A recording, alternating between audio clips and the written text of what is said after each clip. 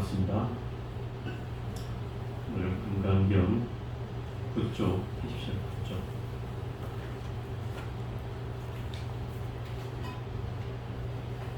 오늘은 9분 이 한분만으로 해볼 테니까요. 9분만 같이 읽고 시작하도록 하겠습니다.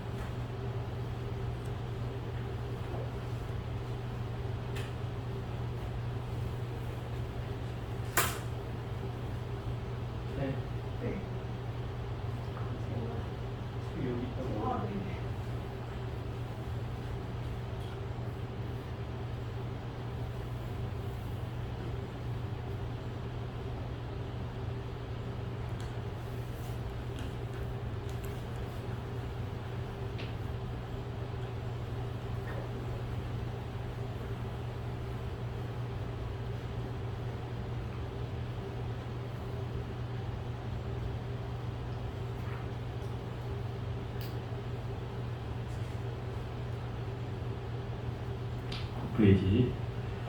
금강받냐 바람일경 제구 어떤 상도 상이 아니다. 수고리 어떻게 생각하느냐. 수다원이 나는 수다원가를 얻었다고 생각하겠느냐. 수고리가 답했습니다.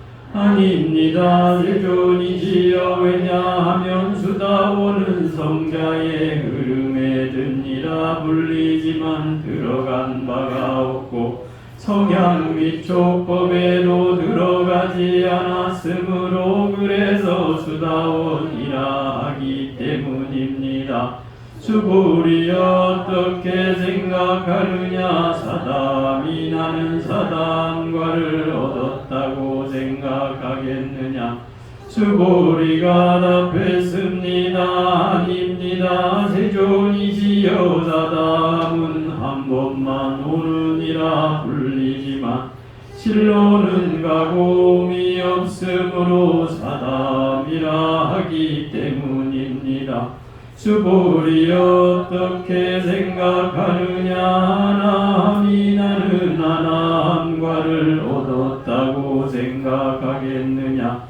수고리가 답했습니다. 아닙니다. 세존이지요. 왜냐하면 하나 다시는 오지 않느니라 불리지만 실로는 오지 않음이 없으므로 하나님이라 하기 때문입니다.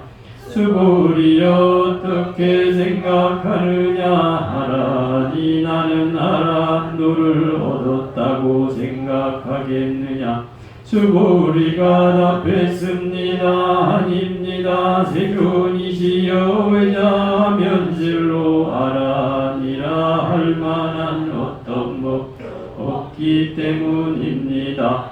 세존이시여. 하라니 나는 하란 너를 얻었다고 생각한다면 나인 중생수자에 집착한 것입니다.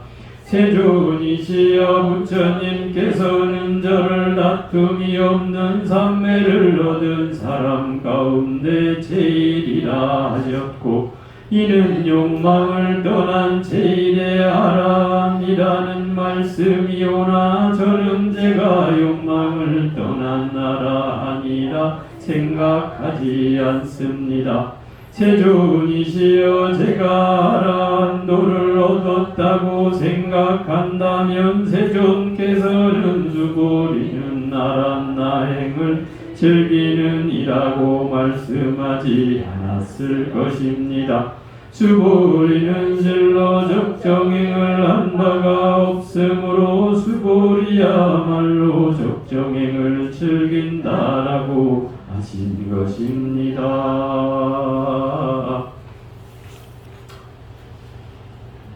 오늘 이제 9장 일상 무상분을 할 차례인데요.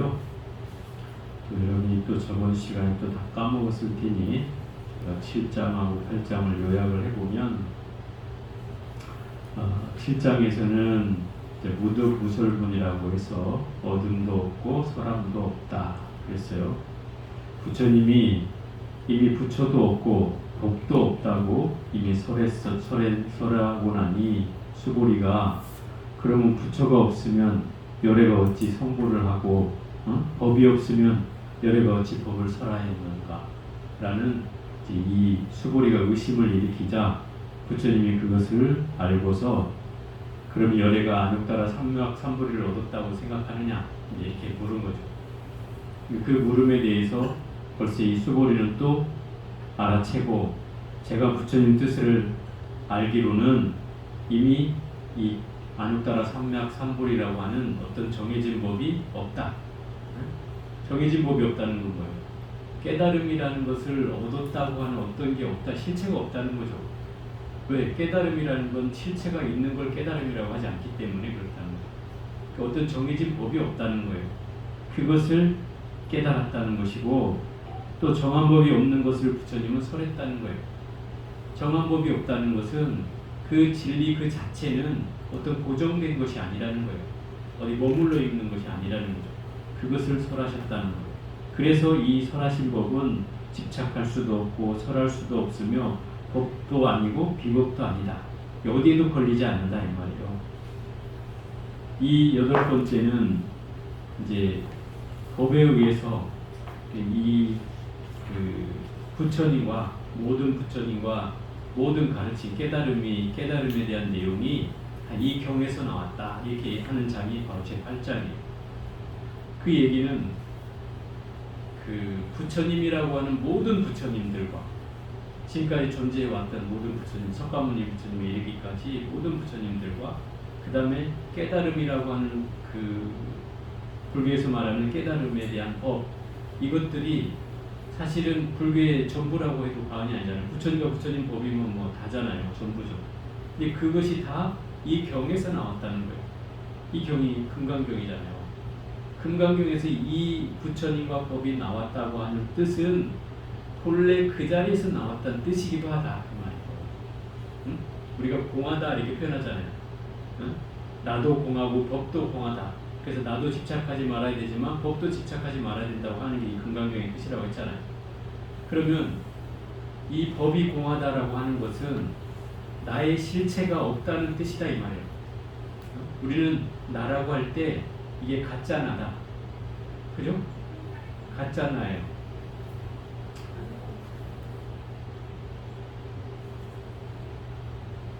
가짜 나라고 하는 것은 무슨 얘기냐면 나의 모습이 인연에 의해서 모여져 있는 상태. 네? 그 인연이 흩어지면 나도 또한 사라지는 거죠. 그래서 가짜 나라고 하는 거예요. 잠시 인연이 모여 있을 때만 존재하는 나이기 때문에 그것이 가짜 나예요. 지금 현재 나의 모습이 가짜 나라고 할 수 있어요. 인연에 의해서 잠시 왔잖아요. 여기 이 세상에 왔잖아요. 인연에 의해서 잠시 모여 있을 동안 살아있는 동안에만 나의 존재가 있는데 나의 실제 모습은 보이지 않는다. 그래서 이 나의 그 실제 모습을 참 나라고 하고 가짜 나를 거짓 나라고 한다고 하면 나의 모습에는 두 가지가 있다 이 말이에요. 그죠? 나에게는 참나도 있고 거짓 나도 있어. 그럼 나에게 보여지는 형상은 거짓 나이고 참나는 눈에 보여요 안 보여? 안 보이잖아요. 그것을 공이라고 한다 이 말이에요. 왜? 공이라는 건 텅 비어 있다는 뜻이잖아요. 내 실체도 사실 다 분해를 해보면 텅 비어 있잖아. 그죠? 그래서 참나는 텅 빈 것이 공이라고 할 수 있어요. 그러니까 결국은 이 금강경은 뭐를 얘기하는 거예요? 공이라는 걸 얘기하는 경전이잖아요. 그럼 공이라는 건 뭐예요? 나의 텅 빈 실체를 얘기하고 있는 거다. 그러면 그게 뭐예요? 참나다 이 말이에요. 참나. 그러면 이 법이라는 실제도 보여지지 않는 거고 그 보여지지 않는다는 것은 실제의 진리나 부처님의 가르침, 깨달음 이런 거는 결국 진리라고 하는 건 눈으로 보여지지 않고 손으로 만져지지 않고 뭔가 잡히지 않는 것이다 이 말이에요. 그죠? 여러분이 깨달음을 나한테 보여줄 수 있어요? 아니잖아요. 그죠? 그리고 예를 들어서 참나 나한테 보여줄 수 있어요? 여러분의 참나를 저한테 보여줄 수 있어요? 없잖아요. 이게 결국 무슨 얘기냐면 진리라고 하는 건 내가 얘기는 할 수 있지만 이미 얘기하는 순간 그 진리는 진리가 아닌 것이 되는 거예요. 네? 왜? 진리는 설명될 수가 없는 거예요. 따져보면. 그죠? 예를 들어서 허공이라는 것을, 예? 허공이 있어요. 허공을 여러분들이, 사람들이 나 허공이 뭔지 모르겠어, 이래서 허공을 설명한다고 쳐봐요.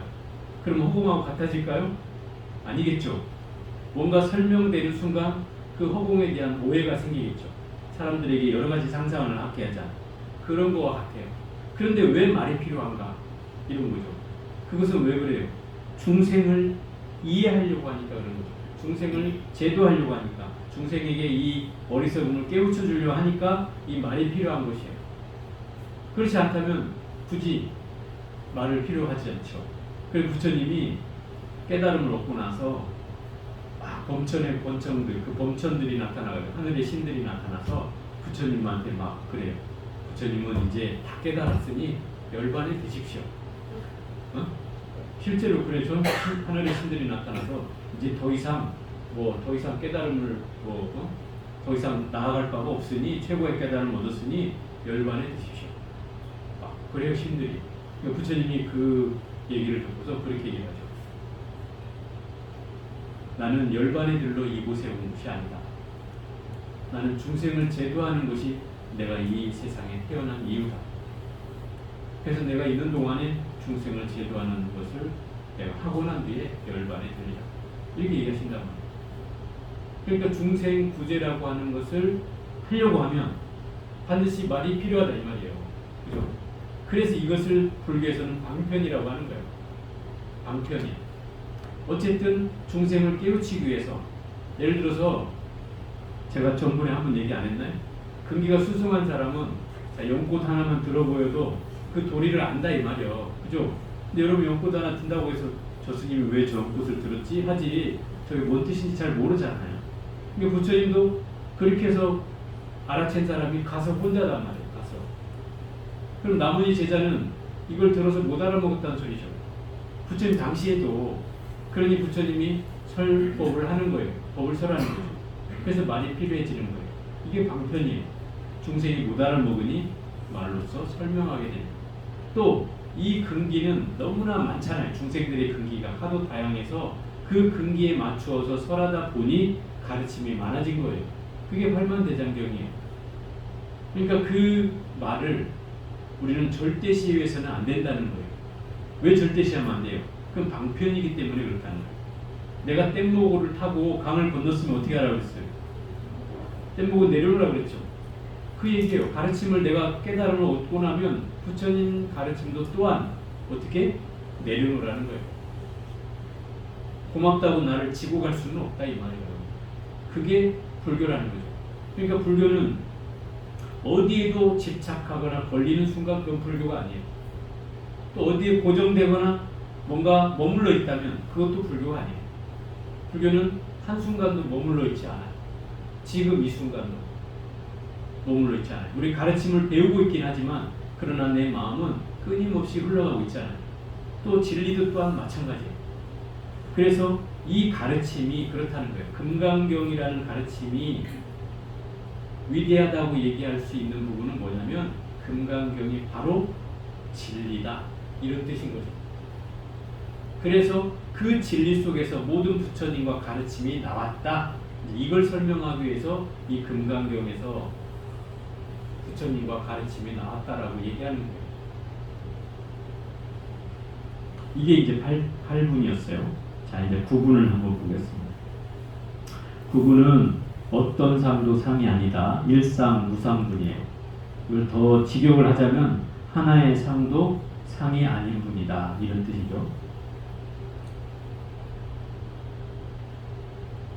여기에는 사양사과라고 해서 부처님이 되기까지의 수행 단계를 주로 사양사과 네 가지로 향하고 네 가지의 결과를 얻는 그런 수행 방법을 수행 단계를 설명해 놓는 부분이에요. 사양사과라고 하는 것은 네 가지를 향한다는 것. 그래서 그 처음에 결과로만 얘기한다면 수다원, 여기서는 지금 결과만 나와요. 수다원과 그 다음에 사다함과 그 다음에 아나함과 그 다음에 아라함과, 그러니까 이걸 사과라고 해요. 그럼 사양이라는 건 뭐냐면 여기에 이제 설명하는 부분이 나요. 수고리여 어떻게 생각하느냐? 수다오니 나는 수다원가를 얻었다고 생각하겠느냐? 수고리가 답했습니다. 아닙니다, 세존이시여. 왜냐하면 수다원은 성자의 흐름에 든이라 불리지만 들어간 바가 없고 성향 미촉법에 들어가지 않았으므로 그래서 수다원이라 하기 때문입니다. 그랬어요. 이 수다원이라는 그 과를 얻은 사람은 예류향이라고 해서 예류향, 성자의 흐름에 들어가 있는 사람, 성자의 흐름에 든이 여기잖아. 이렇게 해놨잖아요. 이걸 예류향이라고 하고 임류향 또는 이렇게 표현해요. 그러니까 성자의 흐름에 들었다는 건 뭐냐면 이 수다원가는 육진에 물들지 않는 걸 말한다. 육진에 물들지 않는 것. 육진이라는 게 뭐예요? 네? 육진. 육진을 육경이라고 해요. 그게 뭐예요? 색성향 미촉법. 그게 육진이에요. 근데 여기에 그렇게 나오잖아요. 성자의 흐름에 든이라 불리지만 들어간 바가 없고 성향 미촉법에 들어가지 않았으므로 그래서 수다원이라고 한다. 이랬죠. 그러면 이 색성향 미촉법에 내가 색성향 미촉법이 작용되고 있지만 거기에 걸린다는 거예요? 안 걸린다는 거예요? 안 걸린다는 거죠. 그죠? 그러니까 육진에 물들지 않는다는 말이 그 말이다 이 말. 이 예류과는 육진에 물들지만 않으면 이 수다원과에 들어가는 거예요. 그래서 성자의 흐름에 든이라는 건 제일 처음으로 수행 단계에 들었다 이 말인 거죠. 그죠?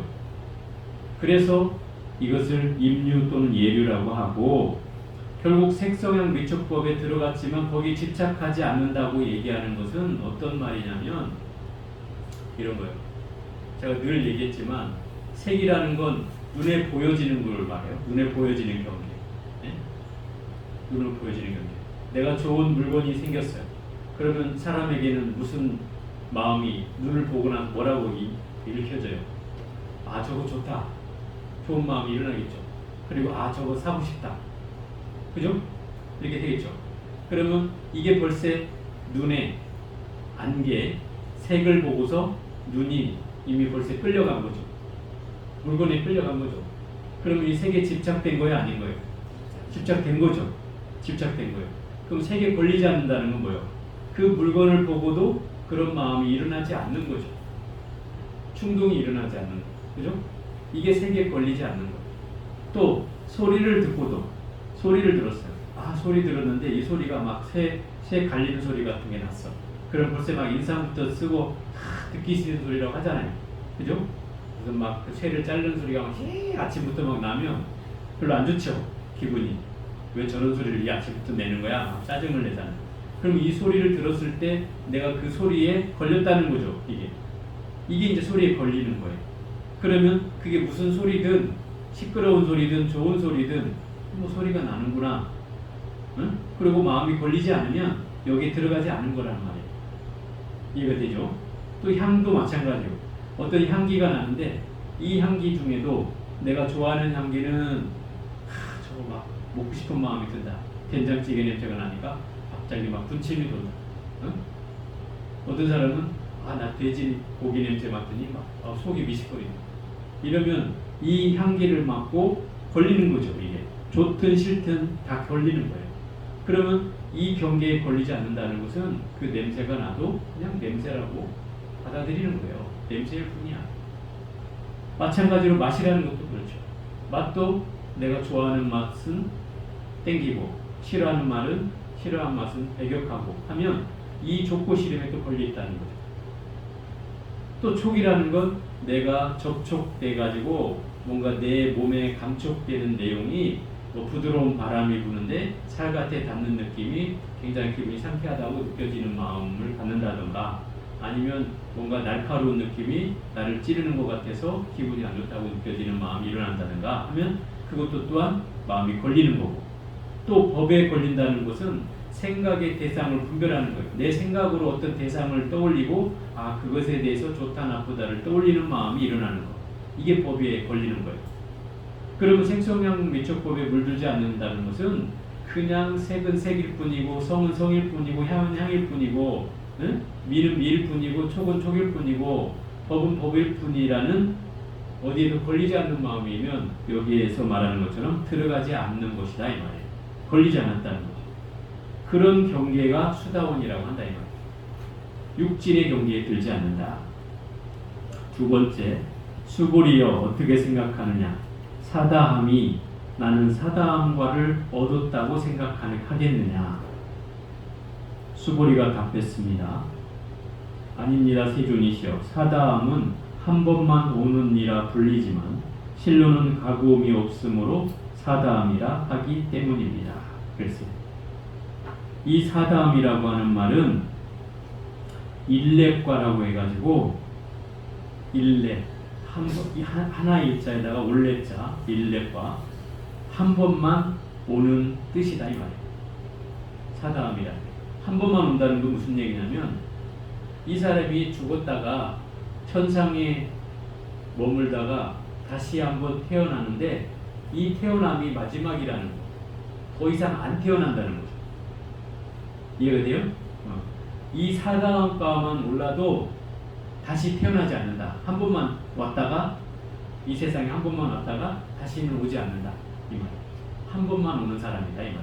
그래서 일렙과의 사다함이다. 그러면 이 사다함이라는 경계는 욕계의 욕망을 끄는 사람이라는 거죠. 그게 사다함인 거예요. 욕계의 욕망을 끊었어요. 우리가 욕계, 색계, 무색계 하잖아요. 욕심으로 이루어진 세상이 욕계예요.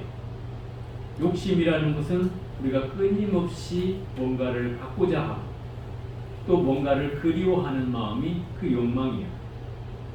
욕망은 두 가지가 있어요. 하나는 내가 있는데도 더 갖고 싶은 욕망. 이게 탐이에요. 탐. 또 내가 없는데 그리워하는 것. 이것을 애라고 해요. 애. 탐은 넘치는 거고, 그죠? 애는 부족한 거예요. 그래도 두 가지 다 뭐예요? 욕망이라는 거죠.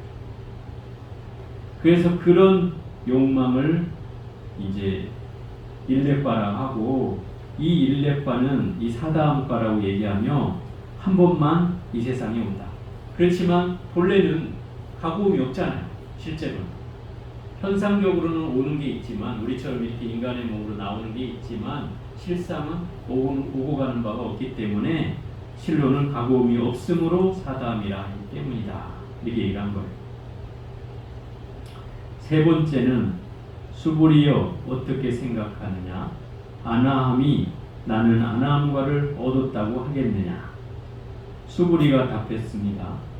아닙니다 세존이시여. 왜냐하면 아나함은 다시는 오지 않느니라 불리지만 실로는 오지 않음이 없으므로 아나함이라 하기 때문입니다. 이 세 번째 아나함과는 그 불안과라고 해서 불안과.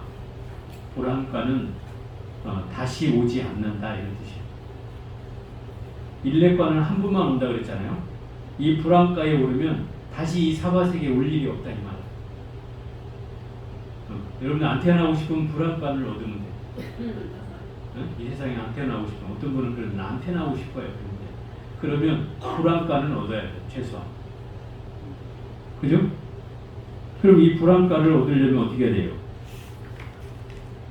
불안감은 이 욕망의 세계를 욕망을 떠나야 되고 그 다음에 그 색계도 떠나야 돼. 색계. 색계는 뭐냐면 물질로 이루어진 세상이요. 물질로 이루어진 세상은 지식의 경계가 떠나야 돼요. 네? 지식이라는 게 뭐예요? 내가 아르마리를 부리는 걸 말하는 거예요. 어떤 걸 내가 알고 있다 하는데 지식의 총체가 있잖아요. 그 아르마리에 대한 경계까지 떠나야 이 색계를 떠날 수 있는 거예요. 그러면 탐에도 떠나고 또 아르마리도 떠나는 경계가 바로 이 아나함의 경계다. 그러면 불안가에서 다시는 이 땅에 오지 않는다. 이 말. 이게 아나함과예요. 결국 이 얘기를 하는 이유가 뭐겠어요? 이런 거죠. 내가 깨달음을 얻었다고 하면, 네? 깨달음을 얻었다고 하면 나는 내가 깨달음을 얻었습니다. 이렇게 얘기하면 이건 바로 상이에요. 상.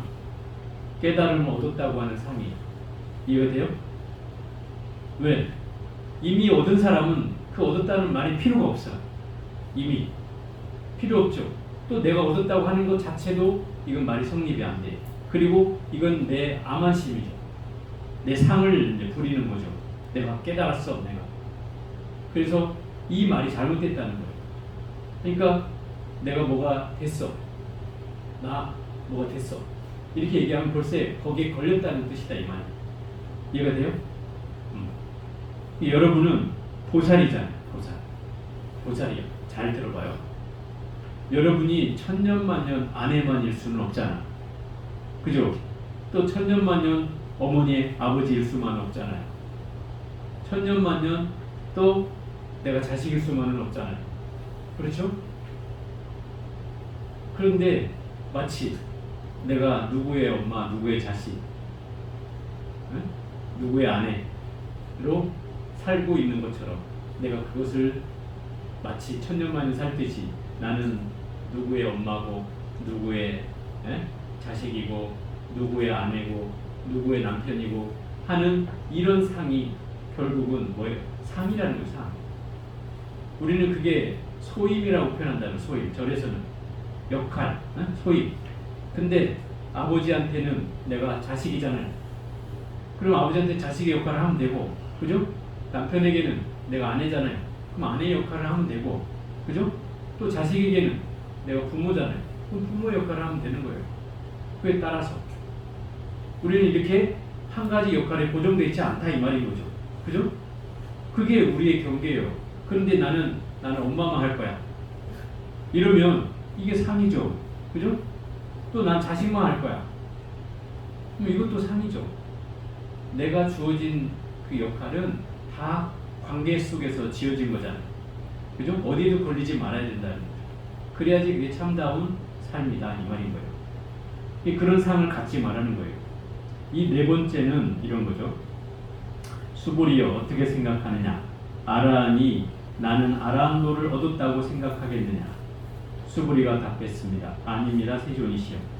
왜냐하면 실로 아라한이라 할 만한 어떤 법도 없기 때문입니다.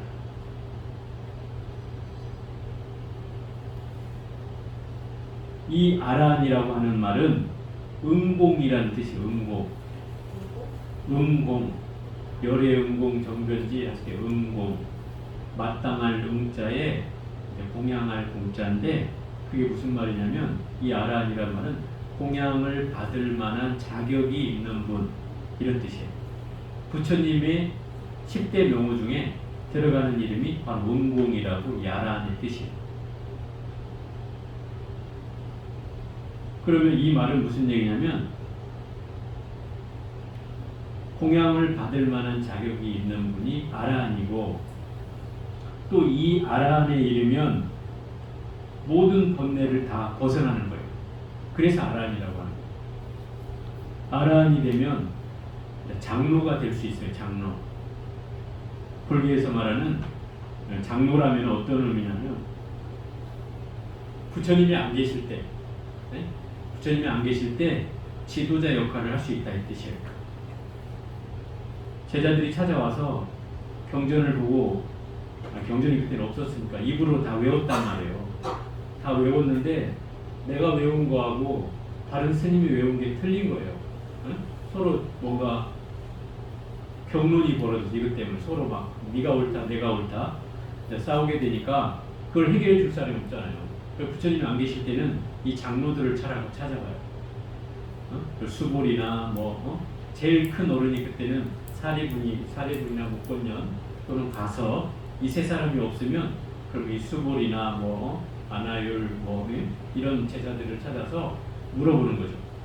또는 아난존자한테 가서 또 물어봐요. 그런 사람들도 없으면 그러면 이 사람들이 이제 다 알고 있으니까 아라한 정도 됐다는 것은 경전을 다 외운다는 뜻이에요. 또 그러니 뭐 하나 부르면 바로 나오는 거지. 스피커를 틀어놓은 듯이 바로 나오는 거예요. 그러니까 그 틀린 거를 확실히 알 수 있어지잖아요. 재판을 해줄 수가 있어지는 거죠. 그런 존재를 아란이라고 해요. 그럼 아란이라는 것은 부처님의 다음과는 최고의 수행을 얻은 사람이라고 할 수 있겠죠. 그죠? 그래서 이제 그런 아란이기 때문에 이 아란이라고 하는 것에 그렇다고 해서 걸려서는 안 된다는 거겠죠. 왜? 아란이라는 보정된 법이 없다 이 말인 거예요. 아라한도를 내가 아라한의 그 깨달음을 얻었다고 생각한다면 이미 아상, 민상, 중생상, 수자상에 집착한 것입니다. 그죠? 그래서 아까 제가 얘기한 거잖아요. 깨달음을 얻었다고 얘기하는 순간 그 깨달음은 이미 상이 되고 만다 이 말이에요. 태존이시여 부처님께서는 저를 다툼이 없는 삼매를 얻은 사람 가운데 제일이라 하셨고 이는 욕망을 떠난 제일의 아라한이라는 말씀이오나 저는 제가 욕망을 떠난 아라한이라 생각하지 않습니다. 그랬어요. 여기서 이제 다툼이 없는 삼매라는 것을 이제 무쟁삼매라고 하는데요. 이 무쟁삼매라고 하는 게 뭐냐면 삼매는 수행을 통해서 얻어지는 걸 말하잖아요. 삼매의 경지에 이제 이런 걸 말하는데 다툼이 없는 삼매라는 게 있어요. 이 무쟁삼매. 이 무쟁삼매는 어떤 뜻이냐면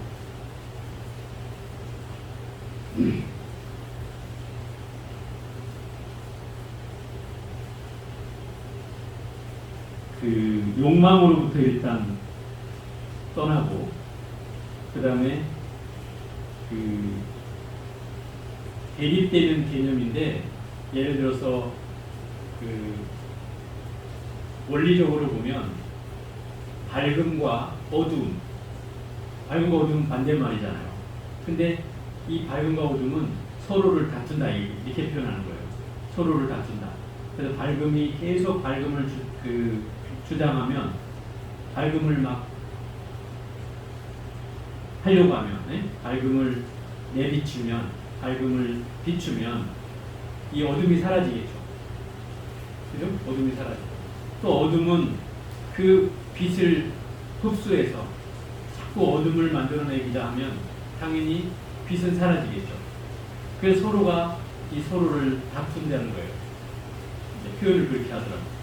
서로를 다투는데 거기에 이제 그 걸리지 않고 또 이것을 이제 비유를 왜 이렇게 드는가 하면 내 자성이라고 하는 것이 내 성품 참나라고 아까 했잖아요. 이 참나라고 하는 것은 사실은 밝음이에요. 밝음.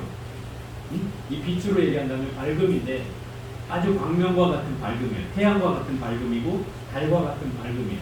보름달과 같은. 근데 이 밝음인데 이 밝음이 뭔가 구름이 끼어 있어. 어둠이 끼어들듯이 구름이 끼어서 가리워져서 내 참모습이 안 보여. 그것이 왜 어둠에 가려져 있냐면 내 업식의 구름에 가려졌다 이 말이에요. 내가 살아온 업식의 구름에 가려져서 내 참모습이 안 보이는 거예요. 참모습을 볼 수 있다면 그게 바로 변성이에요. 그게 깨달음 없는 거다 이 말이에요. 깨달음을 얻는 것은 바로 나의 성품을 본다는 뜻이고 나의 참나의 그 밝은 광명을 볼 수 있으면 그것이 깨달음이다 이 말이에요. 그런데 왜 못 봐요? 내 업식의 구름에 가리워져서 내가 그것을 못 본다는 거죠. 이해가 되죠? 그래서 이 자성에도 이 다른 견해와 잘못된 견해가 늘 다툰다 이 말이에요. 이 얘기는 무슨 얘기냐면 여러분들이 제가 아까도 그 색성향 외축법을 설명했지만 내가 저녁에 맛있게 밥을 먹었어. 근데 9시, 10시 되니까 갑자기 속이 출출하다 이 말이야. 그죠? 출출해. 그러면 이것을 먹을까 말까 고민하게 되잖아요. 다이어트를 위해서는 내가 이걸 안 먹어야 되는데 이게 벌써 몸은 반응하고 있단 말이야. 먹을 것이 막 땡긴단 말이야.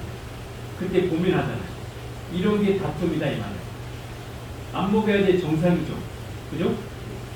먹어야 정상인가? 안 먹어야 정상이죠. 그럼 안 먹는 것을 정이라고 바른 거라고 하면 먹는 것을 사라고 할 수 있다 이 말이에요. 삿된 거. 그런데 우리는 이 삿된 유혹에 넘어가죠. 그래서 밤에 또 뭔가를 먹게 되고 또 그러니 또 살은 붙어서 또 아침에 일어나면 좀 기분이 별로 안 좋고 얼굴 띵띵 붓고 몸무게는 더 나가고 이런 기분이 안 좋잖아요. 결국 늘 이렇게 내 유혹과 싸우게 된다 이 말이에요. 그죠? 그러면 이 진리를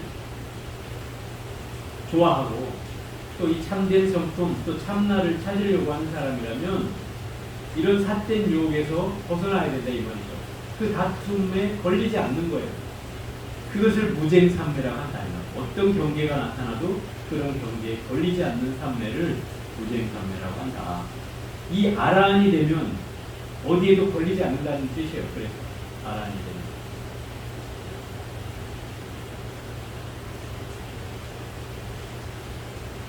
그래서 이 무쟁삼매를 얻은 사람 가운데 이 부처님께서 이 수보리를 그렇게 표현했단 말이에요. 수보리는 무쟁삼매를 얻은 사람 가운데 욕망을 떠난 아라한이다. 제일 가는 아라한이라고 부처님께서 말씀하셨다 이 말이에요. 수보리를 이해가 되죠? 그런데 수보리는 자기는 그렇게 생각한다 이 말이에요. 부처님은 그렇게 말씀하셨지만 나는 내가 욕망을 떠난 아라한이라는 생각을 하지 않습니다. 하지 않는다고 얘기하는 거예요. 왜? 그건 이미 내가 그걸 얻었다고 생각하는 순간 뭐예요? 그 상이 떨어진다는 얘기죠. 그죠? 그 상을 나는 이미 벗어났다는 걸 얘기하고 있는 거예요. 그러니 이런 거예요. 여기서 일상무상분이라고 했잖아요. 처음에 제목이. 그러면 하나의 상도 상이 없음을 말하는 것이다. 이렇게 얘기하는 거거든요. 그럼 그 하나의 상이 뭘까요? 여기서 말하는 각각의 뭐 수다원과 아나함과 사다함과 아라함과 이 한 가지씩의 상이라고 할 수도 있지만 더 정확히 말한다면 나의 참된 성품, 공하다고 얘기하는 참된 성품이 하나의 상이라고 한다면 참된 성품, 그걸 진성이라고 하는데 그게 하나의 성품이 일상, 하나의 상이라고 한다면 그 상조차도 어쩌다고 상이 없다는 거죠. 없잖아요. 실상이. 네? 참된 성품조차도 뭐라고 얘기할 거리가 없다 이 말이에요. 내놓을 게 없어요. 없기 때문에. 그러니 그 하나의 상도 상이 아닌데 무엇을 가지고 상이라고 할 거냐 이 말인 거예요. 그러니 뭐 수다원이라 한들 뭐 사다함이라 한들 아나함이라 한들 아라함이라 한들 그런 상이 상이겠느냐 이 말이에요. 그건 상이 아니라는 거예요. 다 어떤 상도 상이 아니어야 된다는 거예요. 그래서 이 수보리가 여기에 어떤 상도 걸리지 않음을 얘기하고 있는 것이다 이 말이에요. 이미 이제 수보리도 몇 가지가 간파가 된 거죠. 세존이시여, 제가 아라한도를 얻었다고 생각한다면 세존께서는 수보리는 아란나행을 즐기는 이라고 말씀하지 않았을 것입니다. 이 아란나행이 뭐냐면 이게 무쟁삼매예요. 무쟁삼매. 이걸 범어로 그대로 써서 아란나행이라고 하는데 이걸 무쟁삼매에 똑같은 말이에요. 그 무쟁삼매라는 건 아까 얘기했듯이 어디에도 걸리지 않는 삼매를 말하며 어떤 시비에도 엮이지 않는 걸 말하는 거예요.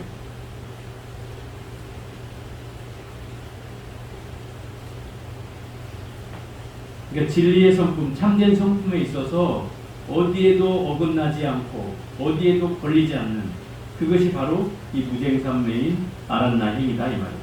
그럼 아란나행을 즐긴다고 하는 것은 어디에도 걸리는 바 없음을 스스로 즐길 뿐 그런 상을 나타내지 않고 드러내지 않는다 이 말이에요. 집착하지 않는다.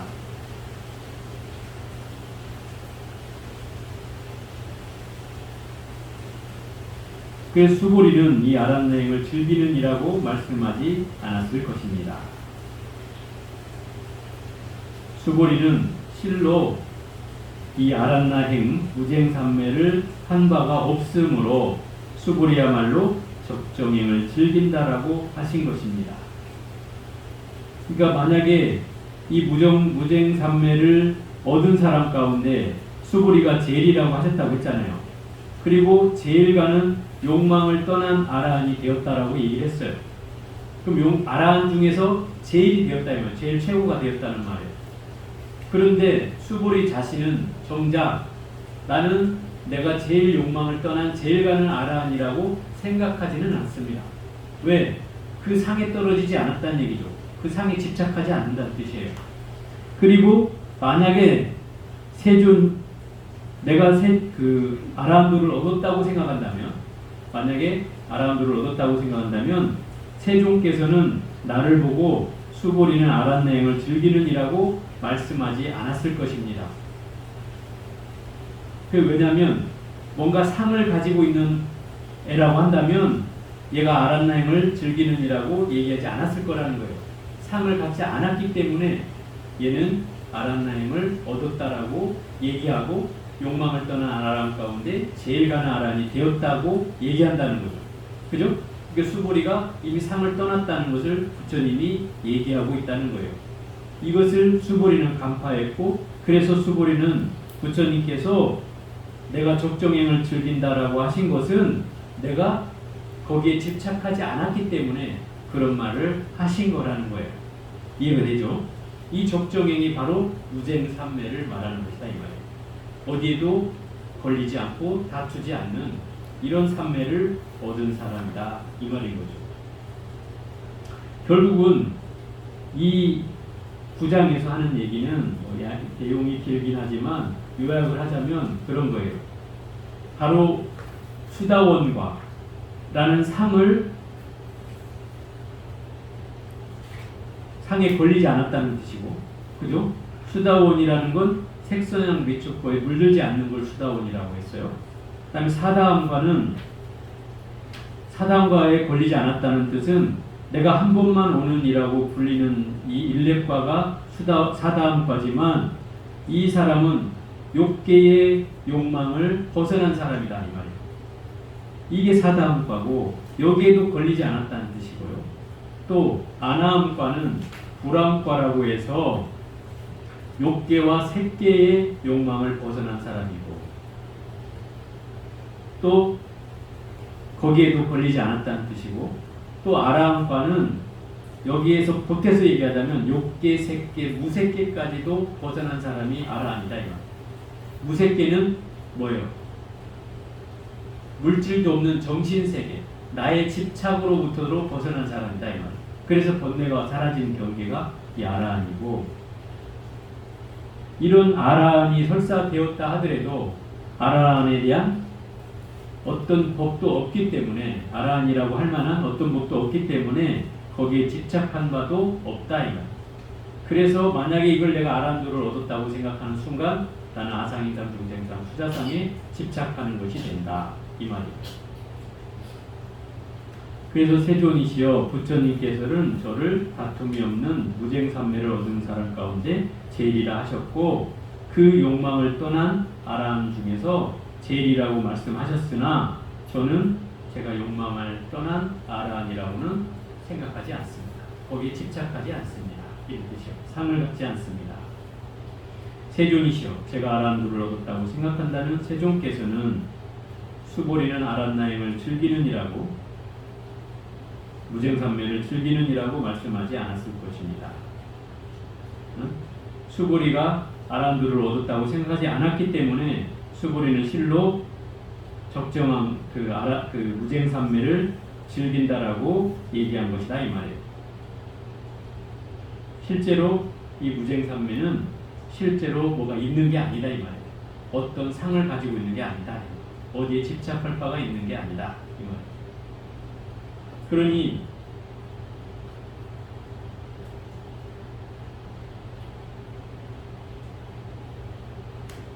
그 수보리가 처음에는 의심을 냈어요. 똑같이.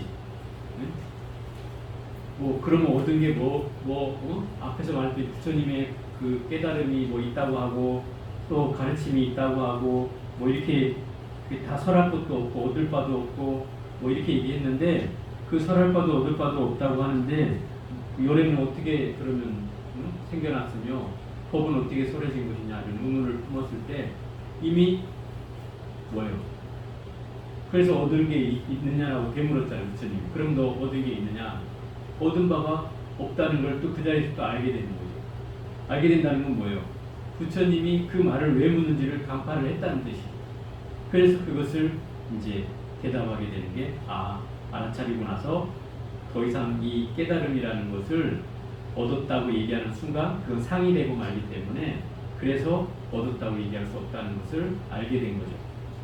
마찬가지로 여기에서 이 상이라고 하는 것도 한 상은 어떤 일상이라고 하면 나의 참된 성품을 일상이라고 할 수 있다. 근데 이 참된 성품이 상이 있는 것이냐 이 말이에요. 상이 없는 것이다 이 말이에요. 그러니 이 참된 성품조차도 상이 없는데 어떤 걸 갖다 놓고 우리가 상이라고 할 거냐 이 말이에요. 상이 될 건 아무것도 없다는 거죠. 다만 우리가 그것을 상이라고 여기기 때문에 상인 것이지 따져보면 중생의 경계는 그게 다 상이에요. 모든 게 걸리니까. 그죠? 색에도 걸려, 성에도 걸려, 향에도 걸려, 맛에도 걸려, 감촉에도 걸려, 생각의 대상에도 걸려, 다 걸리잖아요. 다 걸리는 건 다 상이에요. 그러니 중생 속에서는 상이 무한하죠. 수도 없이 일어나죠. 그런데 이 참된 성품, 이 공이라는 곳에서 보면 아무것도 상이 없는 거죠. 이 도리를 우리가 알아야 돼요. 그래야지 이 세상의 안목이 달라져. 왜 세상의 안목이 달라져요? 내가 보는 게 허상이구나. 내가 보는 게 참다운 것이 아니구나. 이거를 알게 된다 이 말이에요. 내가 지금 저 색에 속고 있구나. 저 소리에 속고 있구나. 저 향기에 속고 있구나를 알 수 있다 이 말이에요. 그죠? 근데 여러분들은 빠져있을 때 모르잖아. TV 열심히 보다 보면 눈물, 콧물 찔찔 흘려가면서 보고 있잖아. 그죠?